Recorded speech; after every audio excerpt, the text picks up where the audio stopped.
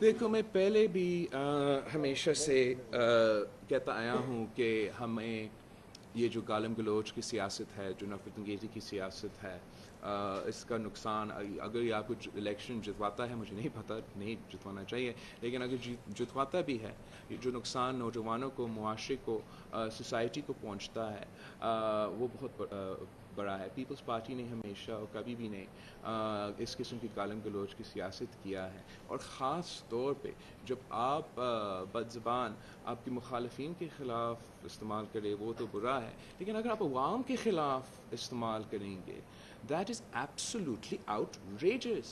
اگر آپ جیتتے ہو، اگر آپ منتخب ہوتے ہو، حکومت بناتے ہو، تو آپ پورے ملک کا وزیر اعظم ہوتے ہو، آپ اپنے سپورٹرز کے صرف وزیر اعظم نہیں ہوتے ہو۔ اور اگر آپ کراچی آ کر مخالفین کے سپورٹرز کو زندہ لاشیں کھائیں گے، اور پھر آپ پنجاب کے میں جو آپ کے سپورٹرز نہیں ہیں ان کو ڈونکیز کہیں گے، تو یہ تو انسلٹ ہے، the highest insult possible۔ I cannot believe کہ یہ ہو سکتا ہے کہ آپ عوام کو ڈائریکٹ اس قسم کے بارے میں لفظ استعمال کر رہے ہیں۔ اور میں سمجھتا ہوں کہ جتنا یہ اگر ہم ایکسیپٹ کریں گے اور ہم کہیں گے کہ نہیں یہ چلے گا ہمارے ملک میں، تو یہ یہاں نہیں روکے گا۔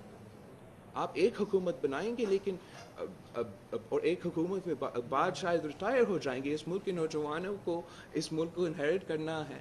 آپ جو اداروں، جو انسٹیٹیوشنز پریسیڈنٹ سیٹ کرتے ہیں، جو ہمارے سیاستدان پریسیڈنٹ آج سیٹ کرتے ہیں، وہ آگے جا کے ہمارا سیاست کا، ہمارے معاشرے کا، ہمارا اسٹیٹ کا مین اسٹریم بن جاتا ہے۔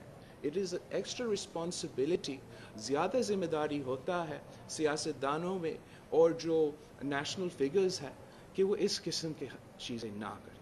شکریہ، thank you very much everybody, thank you very much. بس ہو گیا، بس ہو گیا۔